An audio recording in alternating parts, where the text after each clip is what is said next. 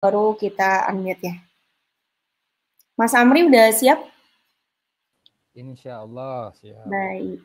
Kayak mau apa aja ya? Oke. Assalamualaikum warahmatullahi wabarakatuh. Selamat sore semuanya. Selamat menunggu buka puasa bersama keluarga di rumah.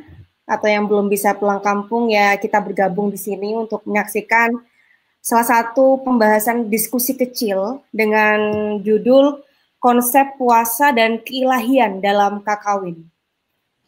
Tema diskusi pada sore hari ini akan dibawakan atau dipersembahkan oleh salah satu pemantik kita yaitu Mas Amri Mahbub Al-Falcon. Beliau adalah seorang filolog di Perpustakaan Nasional Republik Indonesia dan Fellow Researcher di Abdurrahman Wahid Center for Peace and Humanities Universitas Indonesia. Untuk teman-teman yang mengikuti diskusi kita pada sore hari ini, baik melalui Jitsi ataupun streaming live di YouTube, silakan untuk menuliskan pertanyaan-pertanyaan yang mungkin ingin ditanyakan selama presentasi berlangsung melalui chat yang telah disediakan. Baik, agar tidak berlama-lama, waktu dan tempat saya persilakan untuk Mas Amri. Silakan. Bentar nih Mbak, ini belum kok nggak bisa ya? Oh ya, oke. Belum bisa presentasi? Oh iya, belum. Karena belum bisa. Aduh. Tadi bisa? Tadi udah kebuka. Tadi bisa. Bentar, maaf. Mohon maaf ya. Oke, nggak apa-apa. Jadi pembahasan kita sore hari ini nih tidak jauh-jauh dari naskah-naskah kakawin yang ada di Jawa, karena Mas Amri ini salah satu ahli di bidang naskah penaskahan, karena beliau seorang filolog ya Mas ya. Kalau boleh tahu S1-nya di mana Mas Amri? S1 saya di Sastra Jawa UI Mbak. Mungkin bisa, oh udah, alhamdulillah sudah bisa. Udah ya? Ya, udah share screen-nya udah bisa. Udah masuk ke slide kan? Oke. Ya, slide-nya silakan ditampilkan mungkin Mas Amri. Belum ya? Belum, slide-nya belum bisa ditampilkan.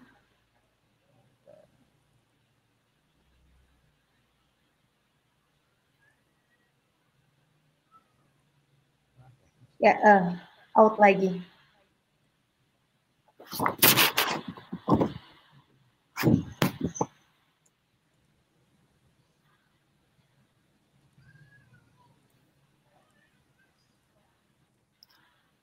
Atau mungkin bisa dibantu, Mas. Boleh saya ini ya? Nih. Coba Mbak. Sedikit lagi. Sudah? Belum ke share, Mas.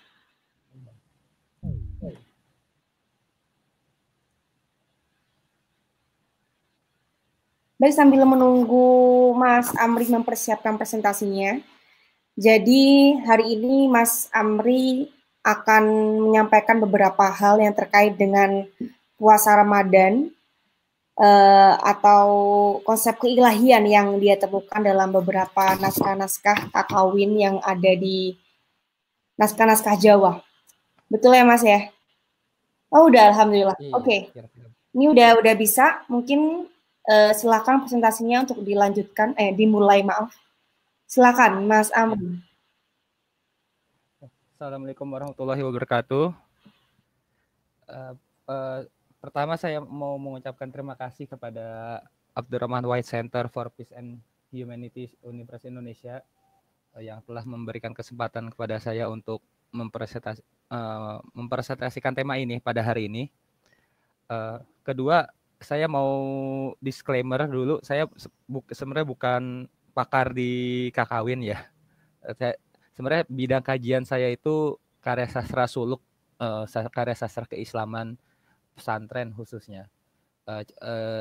Saya mau mencoba mencari, saya mulai merambah ke kakawin karena mau mencoba mencari missing link, hubungan antara masa transisi antara era Hindu Buddha dan ke Islam melalui karya sastra.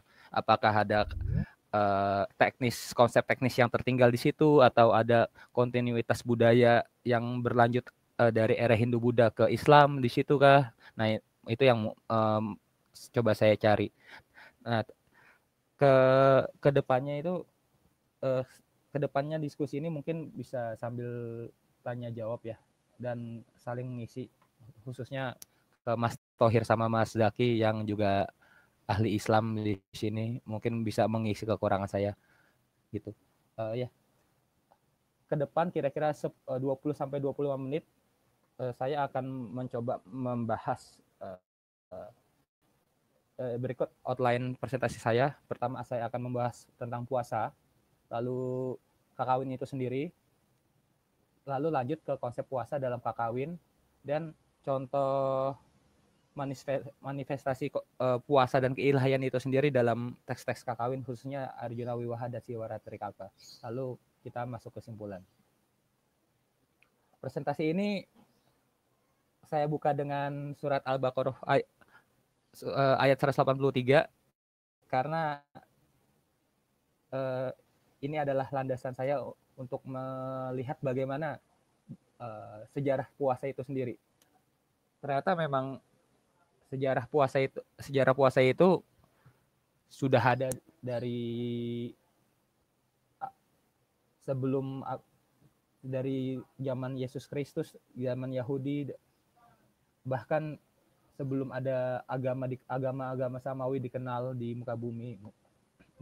Pertama, yang saya kutip dari kitab Al-Fihris Li Nadim, karya Al-Nadim, itu ada konsep puasa di kalangan penyembah bintang atau Al-Sabiun. Mereka berpuasa selama 30 hari dalam setahun untuk menghormati bulan, bintang, dan matahari. Di Zoroaster sendiri yang dikenal selama ini tidak mengenal konsep puasa, sebenarnya menurut M. Dalla ini seorang pendeta Zoroaster, yang di bukunya di Zoroastrian Civilization dia menyebut bahwa sebenarnya Zoroaster juga mengenal praktik puasa minimal sekali dalam setahun untuk menghindari dosa. Puasa juga dikenal di Yahudi. Itu ada yang kita kenal puasa pada malam 9 sampai 10, tanggal 10 di bulan Tishri. Di dalam Islam itu kita kenal sebagai bulan Muharram. Itu pada hari itu tidak boleh makan, tidak boleh minum, tidak boleh melakukan hubungan seksual, tidak boleh mengenakan sepatu dari kulit, bahkan tidak boleh menggosok gigi selama 25 jam. Dari tanggal 9 malam sampai 10 malam besoknya. Di Nasrani juga ada puasa Prapaskah atau biasa dikenal Quadragesima. Ya ini basisnya adalah praktik puasa Yesus Kristus selama 40 hari. Yang puasa ini untuk dilakukan oleh umat Nasrani untuk mengenang penderitaan Yesus dan memohon pengampunan. Dalam beberapa aliran, puasa Quadragesima itu atau puasa Prapaskah ini bahkan tidak boleh makan daging selama 40 hari tersebut. Lalu ada Islam. Saya tapi Imam Al-Ghazali mengategorikannya ada dua, yaitu puasa wajib, ini bulan Ramadan 30 hari, 29 atau 30 hari di bulan Ramadan. Puasa nazar, puasa kifarat atau denda yang belum dibayarkan selama Ramadan. Ada puasa sunnah 6 hari puasa Syawal, ada puasa Tarwiyah dan Arafah tanggal 8 sampai 9 Zulhijjah. Ada puasa Daud, Tasu'a dan Asyura. Nah, puasa Tasu'a dan Asyura ini yang sebenarnya mengambil konsep meneruskan puasa Tishri, di puasa Tishrinya umat Yahudi. Lalu ada puasa Yaumul Bid, pertengahan bulan tanggal 13, 14, 15. Ada puasa Rajab dan Sya'ban. Di kawasan Asia, di tradisi Hindu-Buddha lebih tepatnya juga mengenal konsep puasa. Di Buddha sendiri ada puasa Uposatha. Nanti ini bahasa Sanskertanya upawasata. Nanti kita akan membahas lebih lanjut tentang kata upawasata ini. Berpuasa untuk membersihkan pikiran dari hal-hal kotor. Selama berpuasa itu para biksu atau biksuni dan penganut Buddha dianjurkan untuk melakukan perenungan selama berpuasa, bermeditasi dan membersihkan pikiran dan menghapus hal-hal kotor dari pikiran dari dosa-dosa yang lalu-lalu. Dilakukan pada 4 fase bulan. Kalender bulannya bisa dilihat di sebelah kanan. Ya, ini dilakukan pada bulan purnama, bulan baru, bulan baru, dan 2 kali bulan separuh. Lalu di Hindu ada 4 model puasa. Ada Siwaratri, ini puasa yang paling utama. Siwaratri ini upacara pemujaan Siwa yang paling agung, yang jatuh pada tanggal keempat bulan ke-7 pada penanggalan Hindu. Dilakukan sejak matahari terbit hingga matahari terbenam. Nah, puasa ini nanti juga akan kita bahas di belakang. Lalu ada puasa tahun baru Saka. Di Indonesia dikenal Nyepi. Di beberapa negara lain juga punya istilah lain. Ini dilakukan pada hari ke-1 bulan ke-10 dari fajar hingga fajar keesokan harinya. Lalu ada puasa purnama dan tilem. Dilakukan dari fajar sampai sehari penuh. Lalu ada puasa penembusan dosa. Di Indonesia sendiri kata puasa dan kata saum itu punya makna menghindari makan minum dan sebagainya, terutama yang bertalian dengan agama. Puasa juga punya makna yaitu salah satu rukun Islam berupa ibadah menahan diri atau berpantang makan. Tapi kata puasa ini, baik kata puasa dan saum ini yang di bahasa Indonesia sebenarnya merunut dari 2 tradisi, yaitu tradisi Jawa dan tradisi Arab. Di tradisi Jawa sendiri itu kita mengenal kata poso, yang artinya juga kurang lebih sama, tidak makan tidak minum, dan artinya juga merujuk pada bulan Ramadan itu sendiri dan merujuk ke makna jerat atau rantai. Mohon maaf, sebelumnya Mas Amri saya potong. Ini slide-nya baik, ya, baru bergerak. Oke, silakan dilanjutkan. Mohon maaf. Iya, Mas. Kata puasa ini yang kedua di Jawa juga ada kata puoso, itu artinya juga sama, dan ada kata ketiga yakni siam. Nah, kata siam ini juga mengambil tradisi dari Arab. Nah, di Arab sendiri kata siam dan saum itu ternyata memiliki makna kata yakni menahan, diam tak berbicara, diam tak bergerak, dan berhenti. Saya sebelumnya mohon maaf dan mohon masukan nanti kalau memang ada yang salah, khususnya dalam istilah-istilah Arab. Nah, kembali ke yang tadi, di Jawa, genealogi kata puasa di Indonesia itu ternyata yang berasal dari Jawa sebenarnya berakar dari kata Jawa kuno yang ujungnya sebenarnya ada berasal dari Sanskerta. Pertama kita ngelihat dari Jawa kuno sendiri. Di kata Jawa kuno sendiri, kata upawasa itu sendiri berarti puasa, tindakan keagamaan yang terdiri dari pantangan, baik itu makanan, kepuasan sensual, bersolek, bahkan tidak boleh memakai bunga, tidak boleh menari, dan keadaan duniawi yang lain. Malah pantangan makanan dan minum secara umum itu menjadi makna keduanya. Kita lihat contoh kalimat di Kakawin ya. Ini ada di Kakawin Sumana Santaka Pupuh 16 bait 1. Enjing seridu mati kinon maroka kalih sang Sunan Giring lagia murnama mupawasa yate mangde sungkawaning hati. Mupawasa ini berasal dari ma dan upawasa, berarti ini aktif. Artinya adalah pagi-pagi Sri Indumati ditemani Sunanda dipanggil menghadap Raja Boja. sang putri letih karena terus-menerus menjalani ritual bulan purnama, yang ritual bulan purnama Hindu maksudnya yang tadi saya jelaskan di awal, dan berpuasa. Konteksnya ini Sri Indumati sedang puasa, sedang menjalani laku puasa, berdiam diri, tapi dia tiba-tiba dipanggil oleh Raja Boja. Nah, terus kata kedua ada pasah, yang juga merupakan akar kata dari kata poso di bahasa Jawa itu sendiri, artinya jerat, simpul, ikatan, rantai, belenggu.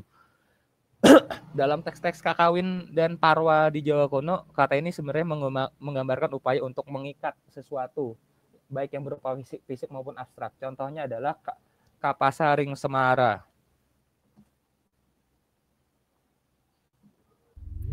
Mohon maaf, udah.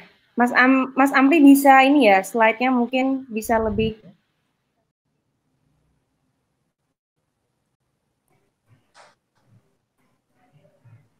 Bener, Mbak? Udah? Ya, ini udah. Ya, Kapasaring, saya lanjutkan ya, Mbak. Kapasaring semara ini ada di Kakawin Semara Dana, Pupuh 24, bait 6, itu konteksnya adalah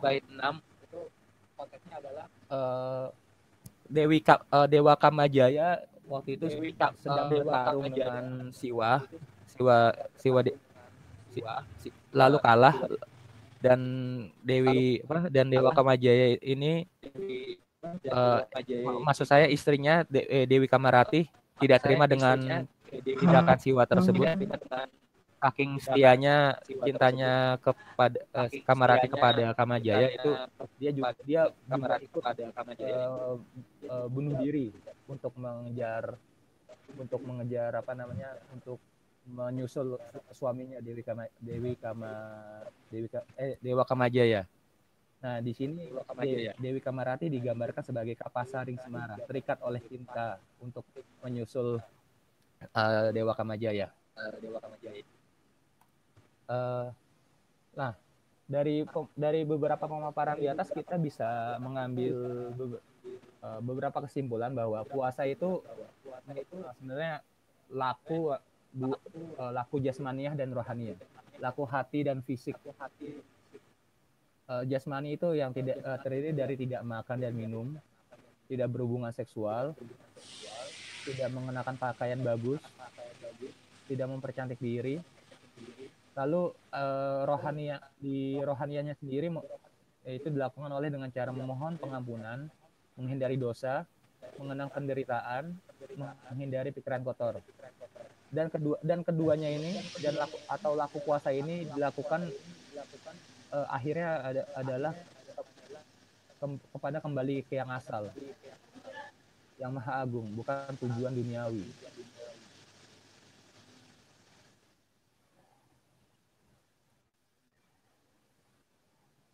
Oke, kita masuk ke kakawin. Kakawin ini salah satu karya sastra Jawa kuno berbentuk puisi. Jadi ada dalam ranah kesusastraan Jawa kuno itu ada dua genre sastra, dua bentuk karya sastra, yaitu kakawin, ya puisi, dan prosa atau parwa. Ada juga tatwa, ada juga tutur, itu yang berisi tentang ajaran-ajaran. Ya.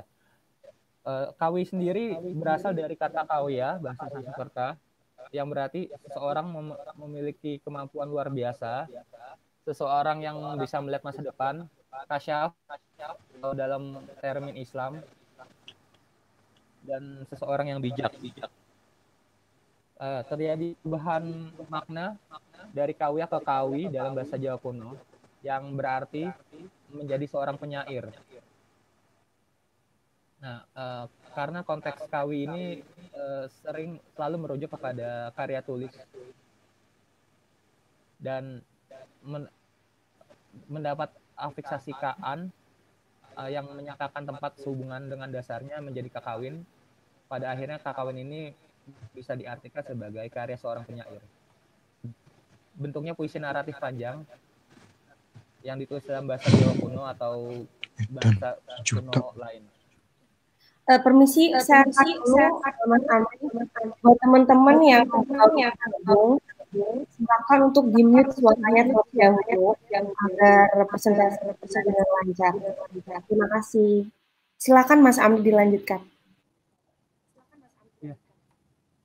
Lalu kakawin itu seperti puisi-puisi tradisional lain punya bentuk, punya kaidah-kaidah kesusastraannya sendiri.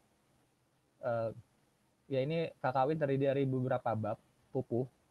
Dalam satu pupuh itu dirangkai dalam metrum seragam terdiri dari beberapa bait. Nah, satu bait itu terbangun dari 4 baris, sama seperti kuatren dalam puisi Eropa. Masing-masing baris itu dibangun dari beberapa jumlah suku kata canda berdasarkan aturan guru lagu. Jumlah suku kata panjang pendek.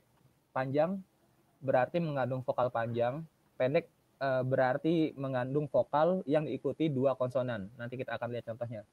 Suku terakhir bisa dibaca panjang atau pendek. Nah, metrum inilah yang akan mempengaruhi cara menembangkan kakawin. Contohnya bisa teman-teman lihat di sebelah kanan. Ini ada kutipan dari Kakawin Wertasencaya bait ke-35, Gubahan Empu Tanakung. Bait ini menggunakan metrum anustup 8 suku kata dengan pola Baramara Wilambita. Ya sa malange hineduk. Ini kan bisa kelihatan yang vokal panjangnya dilambangkan dengan u. Ya sa panjang, ma lang ini pendek karena diikuti 2 suku kata, 2 konsonan. Lange hi ne duk, panjang. Nah, nanti di akhir saya akan coba tampilkan sedikit cara pembacaan kakawin biar teman-teman bisa memahami, bisa merasakan ekstasenya dan estetisnya kakawin. Berbicara tentang kakawin juga tidak bisa melepaskan dari kronologi sejarah Jawa kuno itu sendiri. Karya tertua kesusaran Jawa kuno yang tercatat selama ini ada dari zaman Empu Sendok Jawa Tengah tahun 929-947 Masehi, yaitu Sang Hyang Kamahayanikan dan Brahmanda Purana. Lalu berlanjut ke eranya Raja Erlangga Jawa Timur. Yang paling terkenal adalah Arjuna Wiwaha, kita akan bahas nanti. Lalu ada Kerajaan Kadiri Jawa Timur, yang paling terkenal karya kakawin yang paling terkenal adalah Baratayuda, Hariwangsa, Gatot Kaca Seraya, karangan Empu Panuluh. Lalu juga ada Sumana Santaka, Empu Monaguna, ada Semaradana, karangan Purdarmaja, dan Kresnaya, karangan Putri Guna. Di era Majapahit kita mengenal negara Kertagama. Lontarnya yang kini disimpan di Perpustakaan Nasional bisa dilihat di teman-teman di sebelah kanan. Karangan Bu Prapanca. Ada Kakawin Sutasoma, karangan Empu Tandular, Siwara Trikalpa, dan Wertasencaya, karangan Bu Tanakung. Lalu setelah 1500 itu terjadi kekosongan sejarah, dalam tanda kutip sejarah Jawa kuno di Jawa karena masuk periode Islam. Tapi tradisi kakawin dan kesusaran Jawa kuno itu diteruskan di Bali. Nah, tapi saya tidak akan masuk ke sana karena bukan memang ke sana penjelasan saya. Lalu lanjut ke masa Islam, khususnya ke Pakubuwono III, terjadi di era kerajaan Pakubuwono III ini ada pujangga besar bernama Yasadipura I. Dia ini mengubah, lebih tepatnya menyadur beberapa teks-teks Jawa kuno dan akhirnya karya-karya tersebut menjadi karya monumental hingga saat ini. Karya tersebut ada Arjuna Wiwaha yang saat ini dikenal Rani Paraga, Ramayana yang disadur menjadi Serat Rama, dan Bratayuda menjadi Serat Bratayuda. Yang jelas kakawin itu merupakan teks yang disalin terus-menerus hingga saat ini. Dan bagaimana dengan naskah Bobongnya sekarang ada di mana, tidak ada yang tahu sebenarnya, karena belum ada bukti yang menemukan tentang itu. Lalu dan hingga saat ini yang kakawin yang tertua itu Arjuna Wiwaha, yang koleksinya saat ini ada di Perpustakaan Nasional, ditulis di atas daun nipah dan diperkirakan disalin pada tahun 1384. Lantas bagaimana laku puasa yang sangat ilahiyah tersebut termanifestasikan dalam kakawin? Kalau saya pribadi, dan bisa didebat sebenarnya, bisa dilihat dari dua hal. Pertama, proses penciptaan kakawin itu sendiri, lalu metafora kisah-kisah dalam kakawin. Kita coba masuk ke proses yang pertama. Kakawin sendiri itu sebenarnya yoga sastranya para kawi, sebagai upaya untuk manunggal dengan dewa. Karena yoga di sini perlu saya tekankan adalah aktivitas spiritual, olah tubuh dan pikiran. Secara filosofis, yoga membantu sang yogi untuk menyatu antara manusia dan Tuhan. Seperti makna kata yoga itu sendiri yang berasal dari kata Sanskerta, yaitu penyatuan dengan alam, penyatuan dengan Sang Pencipta. Yoga itu bagian dari Satdarsana, 6 pandangan atau 6 filsafat di agama Hindu. Nah, sang yogi itu pelaku yoga tahu betul bahwa dewa bersemayam. Yogi itu tahu betul bahwa sang dewa bersemayam dalam lubuk hati manusia. Hati ibarat bunga padma, tempat bersemayam dewa pujaan, istawa dewata. Dan mereka paham bahwa hakikatnya bersatu dengan Tuhan itu ada melalui hati. alam ilahi dan alam manusia bersatu melalui hati. Manunggaling kalau Gustinya bersatu di hati. Tapi sebenarnya apa sih yoga itu? Apakah yoga yang ini? Atau yang ini? Atau yang ini? Mohon maaf, slide-nya nggak turun, Mas. Jadi kita nggak bisa memilih yoganya, ya, betul sekali. Jadi yoganya, jadi sebenarnya betul, ini praktik yoga yang dikenal oleh masyarakat luas, tapi yoga ini sebenarnya hanya salah satu bagian dari keseluruhan yoga. Ada 8 tahapan yoga itu. Pertama yama, pengendalian diri. Kedua niyama, laku ibadah diri sendiri. Asana. Nah, asana ini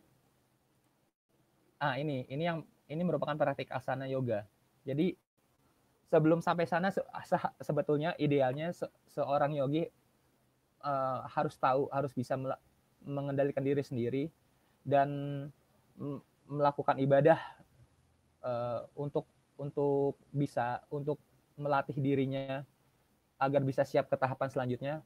Nah, dalam tahapan ini bisa dilakukan dengan puasa atau praktik yang lain. Dan setelah olah tubuh, olah gerak, ada pranayama, latihan pernapasan. Setelah sampai situ ada kesadaran diri. Biasanya dilakukan dengan praktik meditasi. Kesadaran dalam proses ini sebenarnya sang yogi harus paham betul bahwa harus menghilangkan unsur keduniawian di dalam pikirannya, harus berkonsentrasi betul agar proses penyatuan dengan dewa itu bisa berlangsung. Lalu ada dhyana, kontemplasi, yang ketika sang yogi sudah sampai tahap konsentrasi dan ketika semuanya sudah terlewati dan diri sang yogi itu terserap dalam dewata, bahwa dan saat itulah terjadi samadhi, peleburan antara manunggaling kawula gustinya, antara sang yogi dan sang dewata. Konsep ini dalam Islam mirip dengan secara teknis mirip dengan suluk. Ya ini di suluk sendiri ada 3 proses. Ya ini membersihkan jiwa, takhali, ada memperindah diri, tahali, dan menghadirkan Allah Subhanahu wa taala di setiap tarikan napas dan aktivitas tajali. Nah, seorang baik salik ataupun yogi itu melakukan berbagai bentuk ibadah, dan yang tadi saya jelaskan di sini itu sesuai dengan metode yang diarahkan oleh gurunya dengan tujuan untuk menyucikan diri agar akhirnya tersingkap hijab antara dia dan Tuhan. 2 konsep baik yoga dan suluk ini sebenarnya hal menarik ya, yang bisa dikaji lebih lanjut oleh para sarjana di Nusantara. Di luar ada Mas Andre yang sudah memulai itu, Mas Andre Akri dari EPHC yang sudah mulai itu. Dia mulai mencoba bagaimana mencari kaitan antara suluk dan yoga. Bagaimana tradisi itu berlanjut hingga Islam. Oke. Nah, setelah melakukan yogi tersebut, barulah seorang kawi mulai menulis dan dengan melakukan puja kepada Ista Dewata atau dewa pujaan yang digambarkan sebagai dewa keindahan. Puja itu tergambar dalam manggala di bait pembuka kakawin. Saya berikan contoh sedikit di sini dari kakawin Sumana Santaka. Sang hyang pinaka di dewa nikares para kawi makat tatwa ang aksara. Sang-sangkan paran ing palambang ati durlaba kahanan ira ang kawiswara. Sang suksma kukus ing tanah kinikir ing kuku risedeng ing angrenggep lange. Mayakara winimba nitya sinamadi manurunana candi pustaka. Artinya, Sang Hyang Mahadewa papan tulis para penyair. Dialah hakikat aksara tersurat. Asal mula dan tujuan terakhir puisi kakawin dan sungguh sulit didekati. Ia tempat bersemayam pangeran segala penyair. Ia meresap dan tersembunyi dalam serbuk dari pensil yang dirucingkan dengan kuku penyair yang berikhtiar menguasai keindahan. Ia dijelmakan menjadi wujud hayali oleh semadi, oleh yang tadi saya jelaskan dalam proses yoga itu sendiri, tanpa henti agar turun ke candi pustaka ini. Candi pustaka itu maksudnya kakawin yang dikarang oleh kawi. Nah, terkait dengan candi pustaka ini, sebenarnya kakawin itu memiliki fungsi lain selain laku puasa, laku penyatuan kepada dewa itu sendiri, yaitu wadah atau yantra. Jadi kakawin ini digunakan oleh para kawi sebagai upaya untuk bersatu dengan dewa. Dengan mengubah kakawin dan menikmatinya, seseorang bisa masuk ke dalam ekstase sekaligus keadaan estetis. Lantas bagaimana laku tersebut, laku puasa dan keilahian tergambar dalam kakawin sendiri? Saya mencoba memperlihatkan dalam 2 kakawin, yakni Arjuna Wiwaha dan Siwara Trikalpa. Pertama, Arjuna Wiwaha atau perkawinan Arjuna. Arjuna Wiwaha menceritakan Arjuna yang berupaya mencari anugerah dari dewata. Dia bertapa di Gunung Indrakila atau Mahameru. Selalu dirujuk ke Gunung Semeru di Jawa. Dan tapanya ini mengguncang kahyangan. Dan tapi untuk mencapai anugerah tersebut, agar bisa mendapatkan anugerah tersebut, para dewa ingin menguji Arjuna nih ceritanya dengan beberapa ujian. Pertama, ia dikirimi dengan bidadari.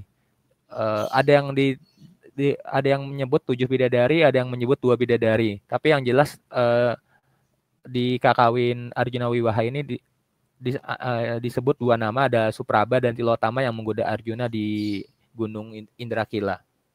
Tapi Supraba dan Tilotama ini nggak berhasil untuk menggoda Arjuna yang sedang bertapa.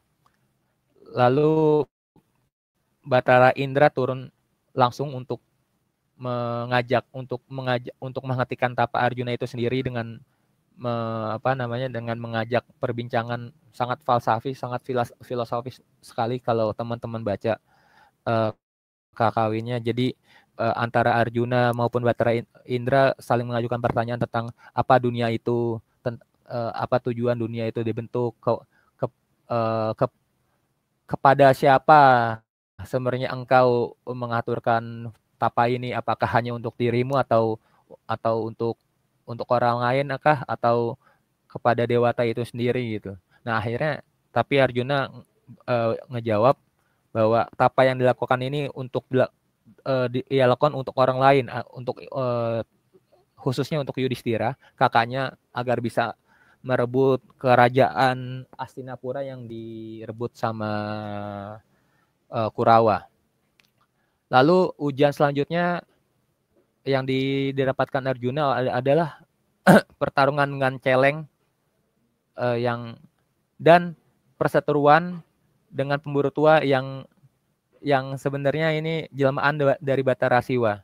Jadi antara Batara Siwa sama Arjuna saling kekeh siapa yang sebenarnya yang pertama memanah si celeng ini. Lalu Arjuna juga diuji untuk membunuh raksasa Niwatakawaca yang mengganggu kayangan. Tapi dari sekian banyak ujian tersebut, Arjuna berhasil menjalaninya dan akhirnya diberi anugerah untuk bisa merebut kembali kerajaan Hastinapura dari Kurawa, sekaligus mendapatkan anugerah lain, yaitu 7 bidadari yang menggoda Arjuna di goa tadi. Nah, Arjuna Wiwaha ini menurut saya sangat metaforis yang menggambarkan perilaku puasa atau pengekangan yang saya jelaskan di awal. Godaan bidadari itu menggambarkan nafsu syahwat. Lalu perbincangan falsafi dengan Batara Indra itu menggambarkan mengengerkan bagaimana upaya melepaskan duniawi dari pikiran kita. Lalu pertarungan dengan celeng dan pemburu itu bagaimana kita menghapus keserakahan di hati kita. Lalu pertarungan dengan raksasa itu bagaimana kita melawan rasa amarah dalam hati kita. Dan metafora permohonan anugerah dalam samadhi itulah yang menggambarkan sebagai tujuan ilahiyah dari tapa itu sendiri. Lalu ada Siwara Trikalpa. Siwara Trikalpa ini sebenarnya unik kalau melihat mengaitkan dengan konteks kakawin lainnya, karena kakawin lain itu baik Siwara Trikalpa, baik Arjuna Wiwaha, Baratayuda, Sang Hyang Kamahayanika itu tokoh utamanya tokoh-tokoh kerajaan atau tokoh-tokoh Brahmana. Sementara Siwara Trikalpa ini tokoh utamanya Empu Tanakung membuat sebagai tokoh rakyat biasa, Lubdaka namanya, pemburu dari suku Trasing Nisaka. Dan Lubdaka ini kesehariannya membunuh hewan-hewan hanya untuk kebutuhan hidup.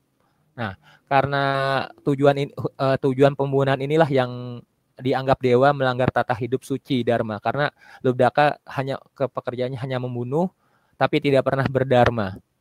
Pernah satu hari Lubdaka berburu tanpa hasil dari pagi sampai malam, tidak mendapatkan hasil buruan seekor pun.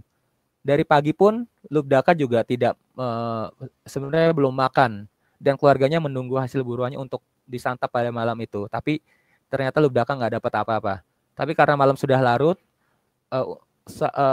pulang dia juga tidak bisa karena takut diserang binatang buas. Dia akhirnya berjaga di atas pohon wilwa di tengah hutan. Tapi yang kebetulan malam itu jatuh pada tanggal 14 bulan ke-7 pada Pananggalan Hindu yang bertepatan dengan upacara Siwaratri. Jadi saat berjaga dia ngambil daun-daun wilwa yang diceburkan ke atas danau, dan nggak sengaja daun itu menyentuh lingga manifestasi siwa di bumi. Jadi secara nggak sengaja ini Lubdaka sebenarnya telah melakukan upacara Siwaratri. Jadi upacara yang paling utama, yang paling dianggap oleh orang Hindu sebagai upacara yang paling disukai oleh Dewa Siwa. Jadi ketika orang melakukan upacara ini jadi semua dosa yang telah dilakukan sebelum-sebelumnya, baik itu dosa besar ataupun dosa kecil, dipercaya akan dihapus oleh Dewa Siwa. Karena Dewa Siwa menganggap upacara ini sangat penting baginya. Nah, jadi cerita berlanjut, Lubdaka pulang tanpa bawa hasil apa-apa, juga tanpa menyadari telah melakukan upacara Siwaratri. Pada sore dia meninggal, dan rohnya itu sudah mau dijemput oleh Dewa Yama, Dewa penjaga neraka. Tapi tiba-tiba pasukan Siwa menghadang Yama yang sudah mengkerangkeng rohnya Lubdaka. Roh itu direbut lalu dihadapkan ke Siwa, lalu Siwa memasukkannya ke surga. Nah, Yama protes ke Siwa, kok ini orang yang hidupnya penuh dosa malah masuk surga. Nah, dijelaskanlah kepada Siwa tentang si Lubdaka pernah melakukan upacara Siwaratri meskipun tidak sengaja, tidak disadari. Dan upacara itulah yang upacara paling utama yang Siwa anggap sebagai bisa menghapus dosa dari segala dari tahun-tahun sebelumnya. Nah, apa yang bisa dipetik dari Siwaratri Kalpa tentang makna pengekangan puasa dan keilahian? Parabel dari upacara Siwaratri, pemujaan Siwa adalah yang paling utama. Jatuh pada tanggal 14 ke-7 bulan ke-7 penanggalan Hindu. Dan puasa sebenarnya sebuah rangkaian ritual, mulai dari tidak makan, tidak minum, penyucian diri. Lubdaka waktu sore hari sebelum menuju malam, dia mandi di sungai tanpa dalam tahap ini dia belum makan, belum minum, lalu mandi inilah yang dianggap sebagai penyucian diri, lalu malamnya ia melakukan pemujaan. Nah, dan dari Siwaratri Kalpa ini kita juga bisa belajar bahwa orang yang berdosa sekalipun bisa mendapatkan pengampunan kalau melakukan laku yang kita tujukan kepada Tuhan. Akhirnya kesimpulan, bentuk puasa itu bisa bermacam-macam, tidak makan, tidak minum, mengekang hawa nafsu, bertapa, dan sebagainya. Dalam Kakawin sendiri, puasa merupakan bagian dari yoga sastra para kawi yang sifatnya amat suci. Dan puasa bukan laku mandiri, melainkan rangkaian ritual berkesinambungan, mulai dari pengekangan diri, tidak makan, tidak minum, penyucian, hingga akhirnya manusia bisa manunggal dengan sang hakikat tertinggi. Pada akhirnya kita juga percaya bahwa dalam sejarah umat manusia, puasa ini sifatnya universal, konsepnya sama, terjadi kontinuitas budaya baik dari zaman Yahudi, Nasrani, Islam, Hindu, Buddha. Di Jawa sendiri upacara laku puasa dan pengekangan diri sudah dikenal dari sebelum Islam masuk ya. Jadi ketika Islam masuk, beserta syariatnya termasuk puasa, orang Jawa tidak sulit untuk menerima Islam itu sendiri. Jadi yang menarik di sini memang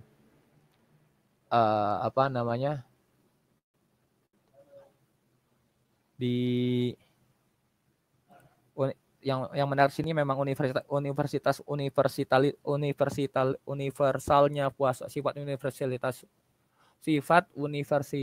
universalnya puasa itu memang tujuannya ilahiyah, yang baik baik di agama, baik di Islam, di Hindu, di Buddha maupun di Yahudi. Saya kira sekian dari saya. Terima kasih. Saya mohon maaf kalau kurang maksimal dalam penyampaian karena memang saya masih belajar dalam hal ini, khususnya dalam kakawin dan khususnya dalam kakawin dan kaitannya dengan suluk.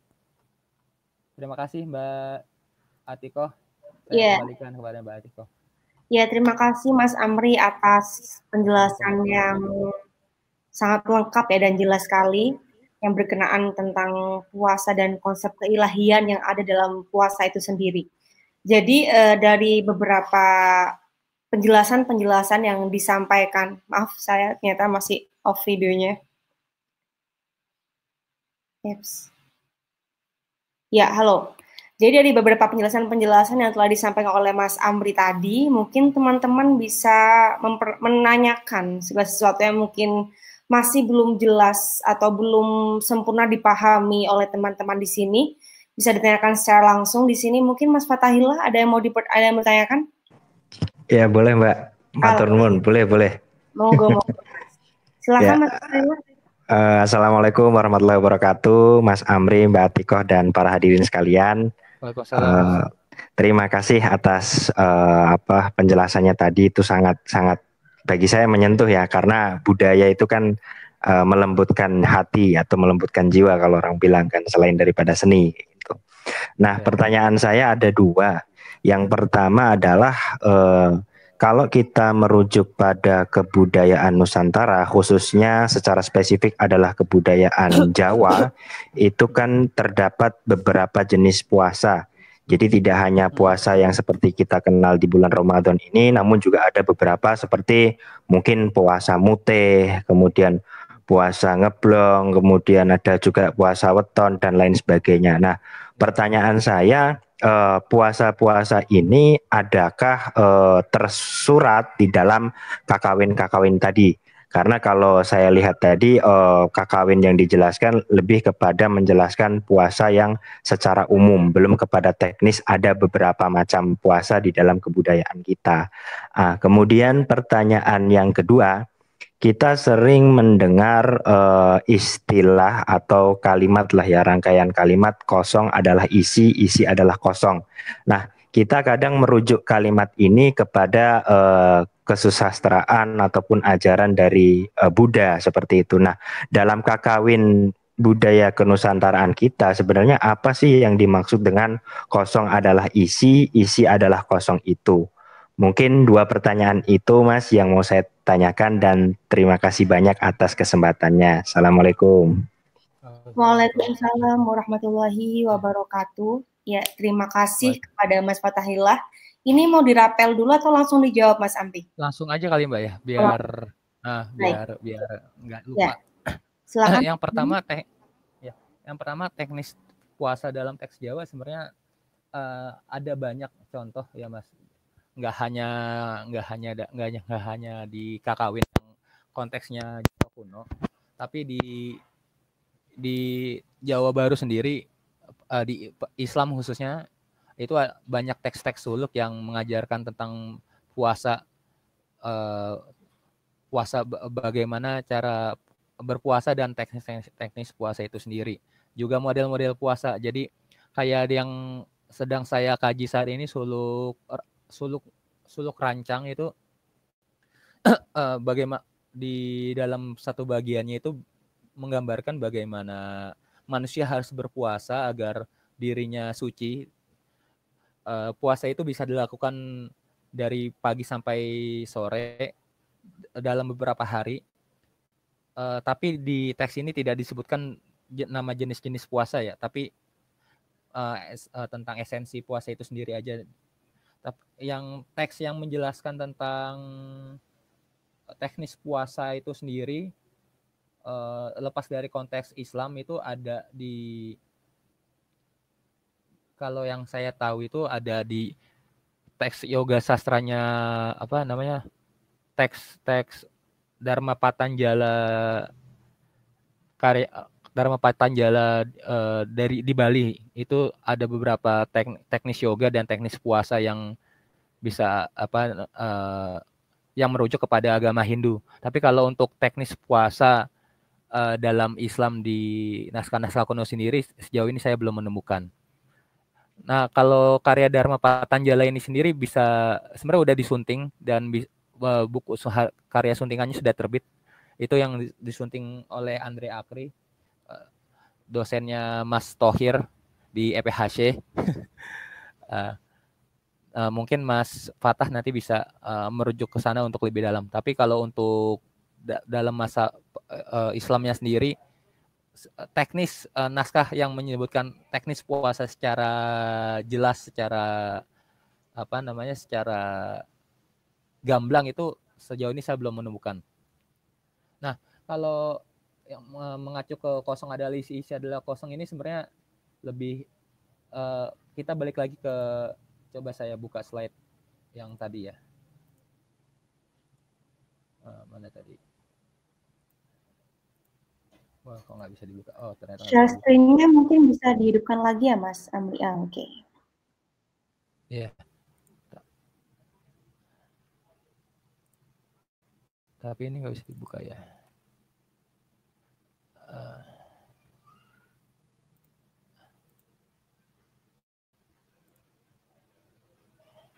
Nah, mana ya tadi ya? Nggak kebuka ya? Udah, nggak usah deh, Mbak. Nggak kebuka. Nggak, saya jelasin aja. Sebenarnya kosong adalah istilah adalah kosong itu yang tadi saya jelaskan di awal. Hakikat manunggaling kaula Gusti itu sendiri, Mas. Jadi sebenarnya berkaca kepada jadi ketika manusia berkaca ke hatinya sendiri dan dia melihat kekosongan itu, jadi di dalam gimana ya saya ngejelasinnya, agak sebenarnya konsepnya agak rumit ya, Mas. Cuman yang bisa saya jelaskan adalah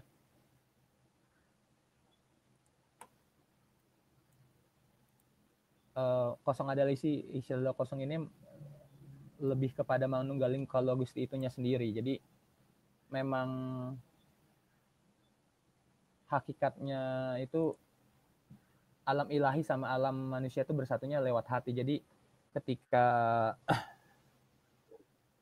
ketika semuanya mau ketika manusia mau bersatu dan melihat ke Tuhan itu sendiri, sebenarnya lihatlah ke hatinya masing-masing. Mungkin dari teman-teman di sini juga bisa, kalau ada yang bisa menjelaskan lebih lanjut tentang ini juga akan lebih menarik kali ya. Karena memang pemahaman saya baru sebatas itu, Mas Fatah. Belum bisa menjelaskan lebih lanjut. Dalam hal ini saya mohon maaf. Mungkin teman-teman yang lain di sini ya tidak harus bertanya, bisa menambahkan atau bisa menambahkan atau bertanya ulang ya tadi ya. Tapi penjelasan yang tadi mungkin cukup jelas bagi Mas Fatahillah, atau bagaimana Mas Fatahillah? Ada yang ditanyakan ulang, ditanyakan kembali? Sampun. Matur nuwun sangat ilmunya sudah. Sampun. Ya. Mungkin bagi teman-teman di sini bisa juga menyanggah apa yang tadi disampaikan oleh Mas Amri juga bisa. Tidak harus bertanya di forum ini. Silakan ya, mungkin Mas Zaki ya. Siap. Mohon maaf ya, nih. Mbak Istiqoh, Mbak Atikoh itu. Iya. Sebelumnya saya mau mengenalkan teman saya, Iya. Silakan. Tadi katanya itu teman saya mau bergabung dari UGM, itu lulusan EPHC juga, temannya Mas Thohir. Zakaria Aminullah. Tapi mungkin belum masuk kali ya. Nanti coba saya ini. Ya, silakan dilanjut, Pak. Baik, mungkin lanjutkan, ada pertanyaan lain atau sanggahan atau ya teman-teman yang lain, Mas Zaki mungkin atau Mas Thohir. Silahkan. Halo. Mas Zaki, Mas Thohir. Ini ada siapa jadi? Ada Pak yang tadi beberapa hal yang saya dari yang sangat panjang dan dalam itu. Di sini puasa itu ternyata bukan hanya kewajiban ya, tapi lebih dari itu. Puasa adalah sebuah ajaran hidup di mana dengan berpuasa kita itu bisa memasuki ruang untuk menyatu dengan Tuhan gitu. Mungkin itulah konsep keilahian yang kita dapatkan dari puasa itu sendiri ya Mas ya. Iya betul. Mungkin bisa dijelaskan ulang atau gimana Mbak? Jadi yang saya pahami dari penjelasan Mas Amri yang sangat lengkap dan panjang tadi, ternyata ya puasa itu memang bukan hanya sebuah kewajiban dari sebuah agama atau ajaran tertentu, tapi lebih dari itu puasa adalah sebuah ajaran hidup yang memang harus dilaksanakan oleh manusia. Di mana dengan puasa kita bisa menemukan atau memasuki sebuah ruang di mana kita bisa menyatu dengan Tuhan. Itu mungkin seperti ya, bagaimana itu Mas? Mungkin bisa dijelaskan ulang. Iya, memang sebenarnya karena puasa itu laku hidup yang esensial, bahkan Islam bahkan Al-Ghazali menyebut puasa ini sebagai seperempat iman. Itu sangat menggambarkan bahwa puasa itu sangat penting bagi manusia itu sendiri. Selain menggambarkan ketakwaan dan keimanan juga sebenarnya puasa ini ada salah satu cara untuk dalam tanda kutip bersatu dengan Tuhan di dalam hati, karena puasa ini selain fisik yang ditempa juga hatinya yang dihajar gitu. Jadi semakin hati lembut, semakin hati kosong dari pikiran duniawi, semakin besar itulah kesempatan individu bisa melihat Tuhannya melalui hati. Karena itu yang manunggaling kalau Agustinnya di situ, Mbak. Baik, terima kasih Mas Amri. Di sini ada pertanyaan dari salah satu pemirsa kita di YouTube yang mengikuti diskusi kita dari kajian live streaming ini. Pertanyaannya adalah, tadi ada penjelasan bahwa pada sekitar tahun 1500 hingga 1700 terjadi kekosongan kesusastraan di Jawa. Faktor apa yang menyebabkan kekosongan itu? Aku kecepatan ya ngomong, sorry. Bisa dipahami nggak, Mas? Delay, Mbak. Delay. Bisa, tapi delay. Suaranya delay. Ya, sorry. Aku tulis di chat ya, biar lebih jelas ya. Mungkin bisa dicek di chatnya. Ya, di situ ada pertanyaan bahwasannya pada kisaran tahun 1500 hingga 1700 terjadi kekosongan di kesusastraan Jawa. Pertanyaannya, faktor apa yang menyebabkan terjadinya kekosongan itu? Oh iya, sebenarnya memang yang saya sebutkan tadi itu konteksnya bukan konteks kesusastraan Islam ya, tapi yang kesusastraan Jawa kunonya itu sendiri. Jadi yang catatan terakhir kakawin yang lahir di Jawa setelah 1500, khususnya setelah kerajaan Majapahit berakhir, era kerajaan Majapahit berakhir itu ya hanya beberapa karya, ya ini Negara Kertagama, Sutasoma, Siwaratrikalpa, dan Wertasencaya. Setelah itu pun ada Pararaton, tapi itu konteksnya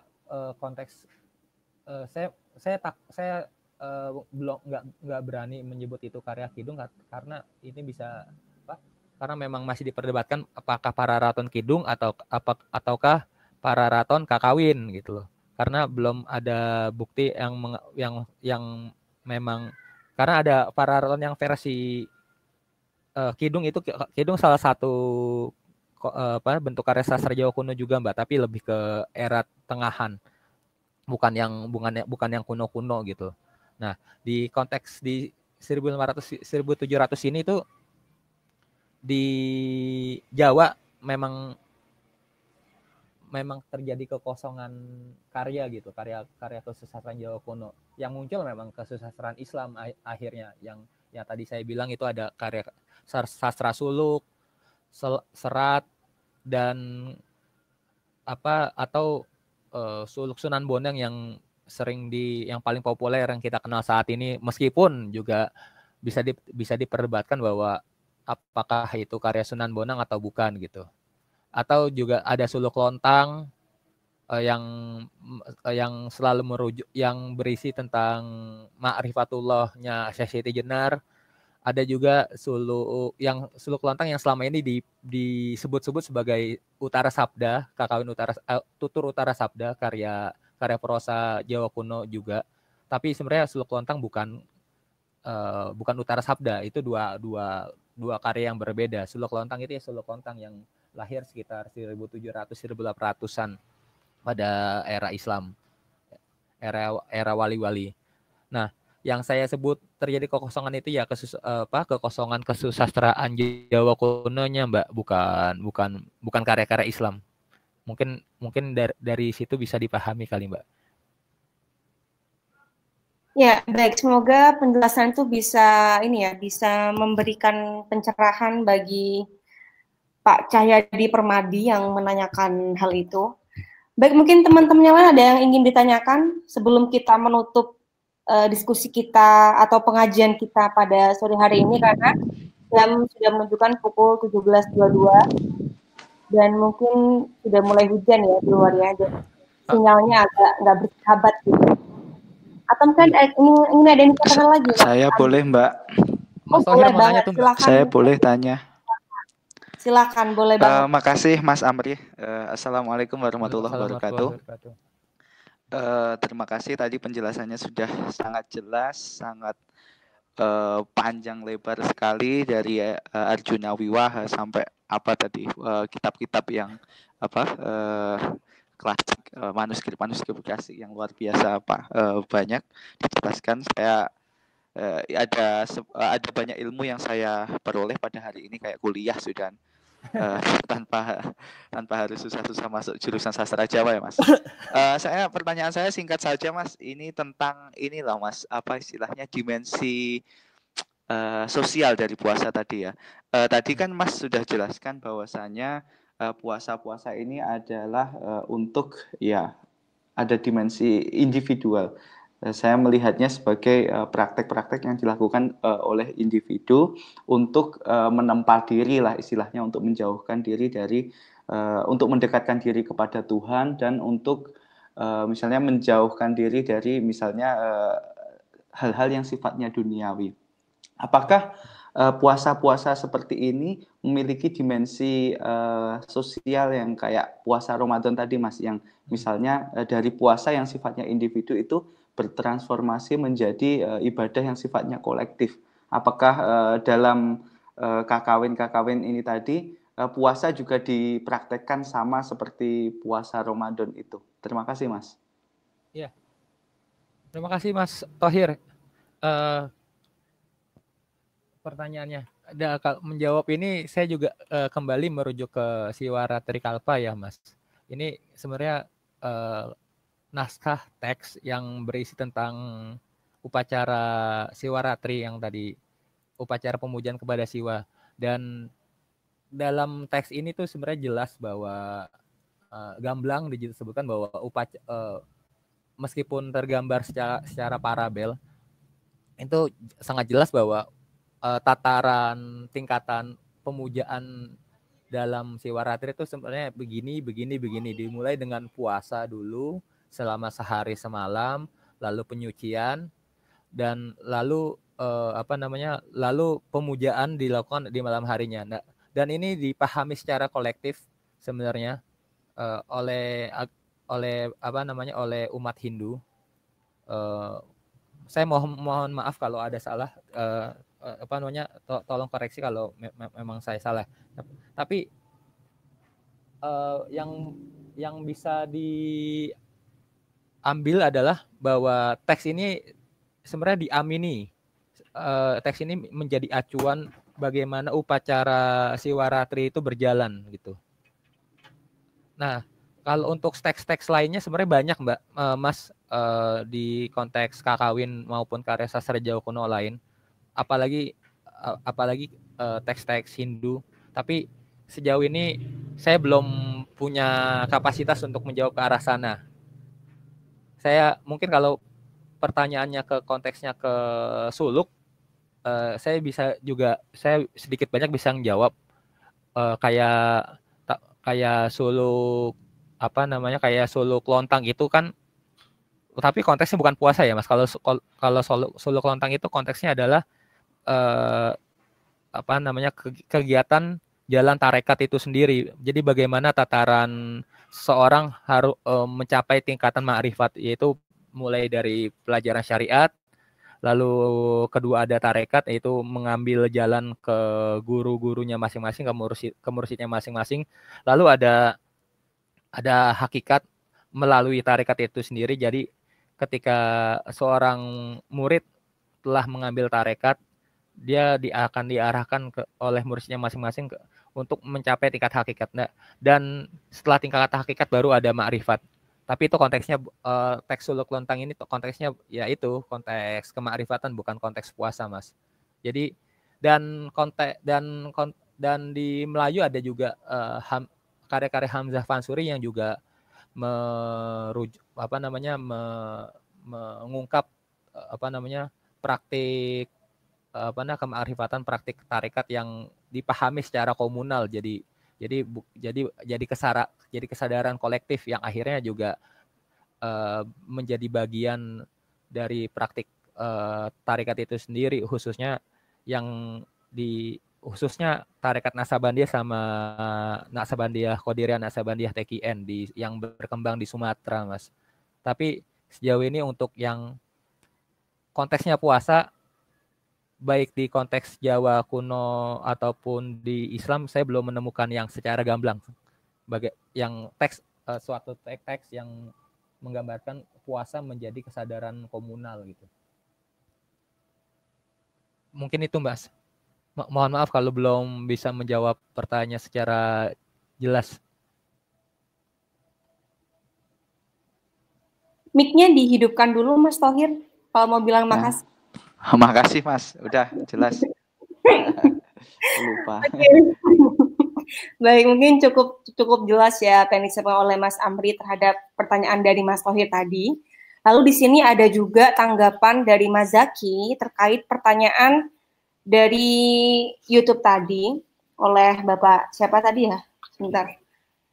Jadi apakah terjadi kekosongan pada sekitar tahun 1500 hingga 1700 pada kesusastraan Jawa?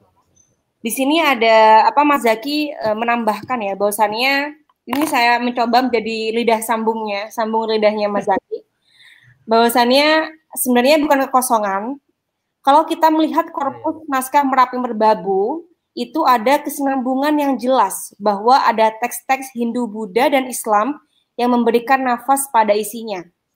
Tetapi memang pusat produksi naskahnya bergeser ke lereng gunung, jadi tidak di pusat kerajaan. Meski di kerajaan Islam juga ada tradisi penulisan teks pada tahun-tahun itu, pada masa-masa itu. Ya, semoga apa yang disampaikan oleh Mas Zaki ini bisa melengkapi jawaban dari pertanyaan-pertanyaan tadi. Mungkin ada tanggapan lagi dari Mas Amri? Ya benar Mbak. Ini ini yang tadi saya kenalkan temannya Mas Thohir juga, Mas Zakaria Aminullah. Ini yang muridnya Andre Akri juga di EPHC. Ya benar. Saya luput dalam hal ini juga. Sebenarnya nggak ada kekosongan. Memang nggak ada. Memang ada di memang ada skriptorium Merapi Merbabu di lereng-lereng Gunung Merapi Merbabu yang digerakkan oleh masyarakat setempat ya. Benar yang kata Mas Zaki, tapi yang penggeraknya jadi penggeraknya adalah warga, rakyat, bukan kerajaan, bukan pujangga besar keraton ataupun brahmana yang biasa juga menulis karya-karya sastra. Tapi skriptorium Merapi Merbabu ini menghasilkan naskah-naskah yang unik karena aksaranya sendiri juga bukan punya aksara sendiri, mereka namanya aksara Buddha, aksara Merapi Merbabu, yang tapi teks-teks isinya itu sebagian besar memang merujuk kepada teks-teks yang sudah populer kayak Arjuna Wiwaha, juga ada ininya, Bhisma Parwa juga ada di sana, dan ada Utara Kanda, ada Utara Sabda. Sebagian besar teks-teks Jawa kuno yang populer saat itu disalin di Skriptorium Merapi Merbabu. Dan menariknya lagi, di Skriptorium Merapi Merbabu ini, benar kata Mas Zaki, memasukkan unsur-unsur Islam. Jadi di periode 1600-1700 itu khususnya ya, Merapi Merbabu jangkanya panjang, jadi ada dari 1500 sampai 1700 akhir kalau nggak salah. Dan di masa di tahun 1600 di 1700 itu ada yang biasanya mantra-mantra pembukanya itu dimulai dengan mantra-mantra Hindu kayak Om Awik Namastu, Om Awik Namastu Namasidam, itu mulai diganti atau ditambahkan dengan mantra-mantra Islam seperti Bismillahirrahmanirrahim, Allahumma sholli ala Sayyidina Muhammad, nah seperti itu. Terima kasih Mas Zaki tambahannya. Ya, sudah sangat lengkap ya, dan sepertinya kita sudah melebihi batas waktu yang dari awal kita rencanakan. Mungkin saya rasa beberapa pertanyaan yang belum tersampaikan dicukupkan terlebih dahulu karena kita akan memasuki waktu maghrib untuk Jakarta dan sekitarnya. Apakah ada kesimpulan lain selain tadi yang sudah disampaikan di slide, Mas Amri? Ya, saya balik lagi kembali ke pembahasan awal tadi. Puasa itu sebenarnya konsepnya universal ya. Jadi nggak ada pembeda antara puasa.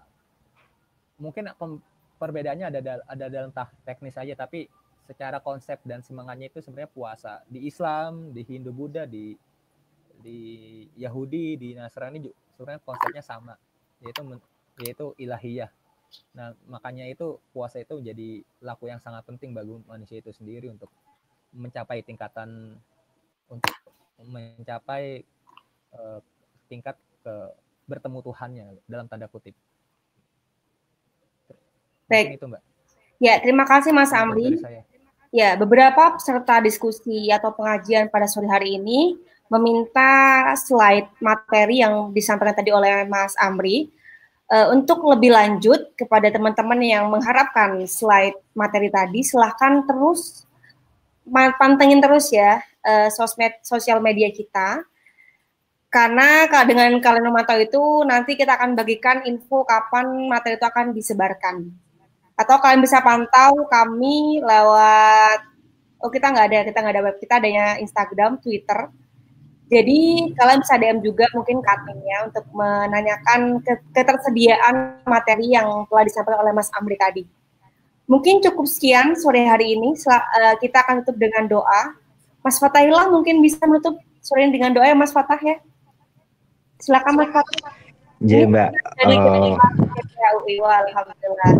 Ya. Pertama saya mohon izin untuk membacakan doa. Saya mohon izin pada para sepuh, para yai, nyai, kemudian Gus Daning ya, minta izinnya. Mas Yandri mohon izin Mas.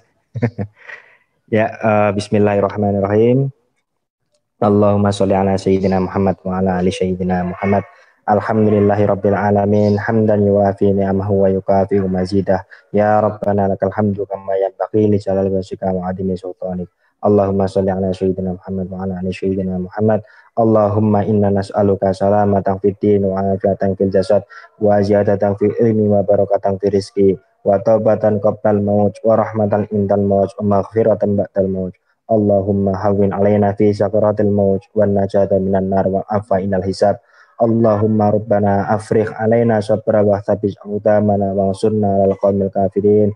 Allahumma ighfir lana wa liwalidayna warhamhuma kama rabbayani shaghira.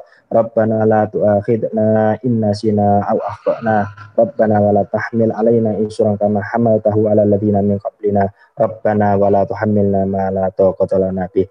Wa'fu anna waghfir lana warhamna anta maulana fansurna 'alal qaumil kafirin birahmatika ya arhamar rahimin. Wa sallallahu ala sayyidina Muhammadin nabil ummi wa ala alihi wa sahbihi wa baraka wa sallam. Subhana rabbika rabbil izzati amma yasifun wa salamun alal mursalin walhamdulillahi rabbil alamin. Assalamualaikum warahmatullahi wabarakatuh. Waalaikumsalam warahmatullahi wabarakatuh. Terima kasih Mas Fathaillah telah menutup pengajian Ramadan AWC PHUI pada sore hari ini dengan doa yang sangat indah.